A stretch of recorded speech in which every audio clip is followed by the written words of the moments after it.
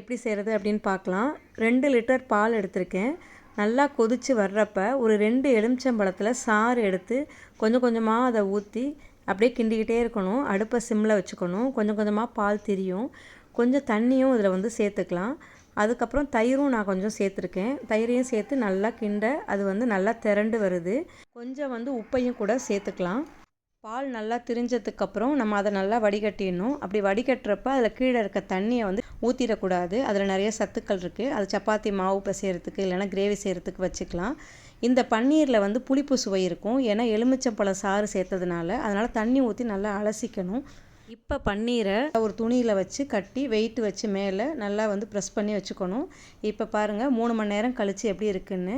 இதை வந்து நம்ம வந்து பன்னீரில் வெவ்வேறு டிஷ்ஷஸ் செய்யலாம். இப்போ ஹோம்மேடு பன்னீர் வந்து ரெடியாக இருக்குது. நாங்கள் பன்னீர் பட்டர் மசாலா தான் அதில் செஞ்சோம்.